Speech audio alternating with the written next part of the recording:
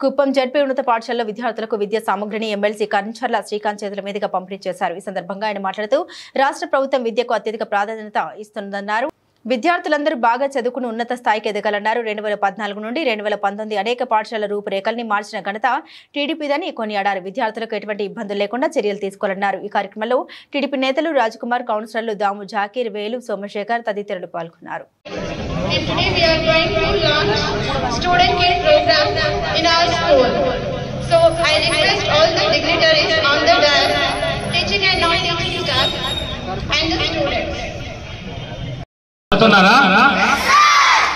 బాగా చదువుతున్నారా? Very good. ఈరోజు ఇటువంటి ఒక మంచి కార్యక్రమంలో పాల్గొనేదానికి అవకాశం కల్పి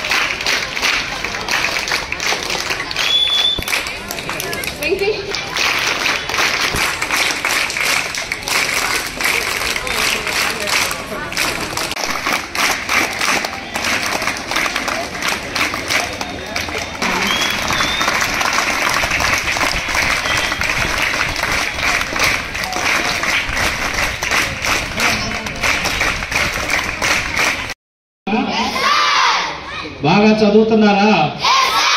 వెరీ గుడ్. ఈరోజు ఇటువంటి ఒక మంచి కార్యక్రమంలో పాల్గొనేదానికి అవకాశం కల్పించిన మీ స్కూల్ సిబ్బంది అందరికీ, హెచ్ఎం గారికి, ఇతర సిబ్బంది అందరికీ కూడా మనస్ఫూర్తిగా ధన్యవాదాలు తెలియజేస్తున్నా. కొంచెం వేరే పనులు, చాలా మీటింగ్స్ ఉండటం వల్ల మీతో ఎక్కువ సమయం గడపలేకపోతున్నాం. ఖచ్చితంగా ఇంకొక రోజు వేరే కార్యక్రమంలో వచ్చి ఎక్కువసేపు మీతో పాల్గొనేటటువంటి కార్యక్రమం రూపొందించుకుంటామని తెలియజేస్తున్నాం. నాకు రూరల్ ఎడ్యుకేషన్ అన్న జెడ్పీ, ఎస్పెషల్లీ జెడ్పీ స్కూల్స్ని డెవలప్మెంట్ చేయటం కూడా చాలా ఇష్టం.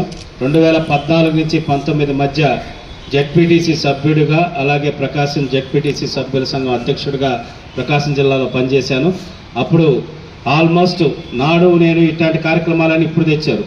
కానీ 3.5 కోటి పైచిలకు నిధులు పెట్టి అన్ని జెడ్పీ స్కూల్స్కి జిల్లాలో ఉన్న 56 మండలాల్లో ఫస్ట్ కాంపౌండ్ వాల్స్ కట్టించాం మేము. ఫస్ట్ ఎందుకంటే ఒక పిల్లలకి సెక్యూరిటీ ఉండాలి, ఎస్పెషల్లీ గర్ల్స్ పిల్లలు కూడా, ఆడపిల్లలు కూడా ఒక సెక్యూర్డ్ ప్లేస్ ఉండాలి అని చెప్పనేసి ఆలోచించి చేయటం జరిగింది.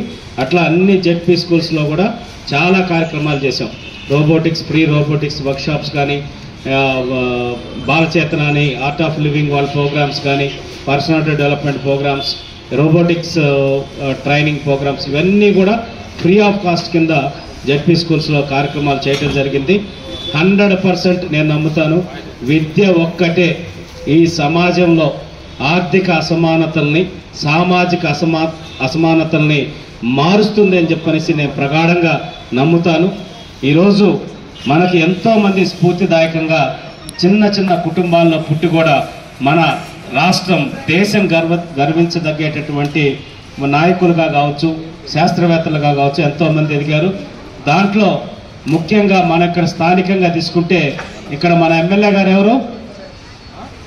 కుప్పం ఎమ్మెల్యే గారు ఎవరు? చంద్రబాబు నాయుడు గారు. ఏమన్నా ఒక 100 కోట్లు 1000 కోట్లు ఆస్తుండే కుటుంబంలో పుట్టాడా? లేదు కదా. ఆయన కూడా అతి సాధారణమైన రైతు కుటుంబంలో, వ్యవసాయం చేసుకునేటటువంటి ఒక చిన్న కుటుంబంలో పుట్టి, విద్య ద్వారా, కష్టపడి చదివి విద్య ద్వారా ఒక మెరిట్ స్టూడెంట్.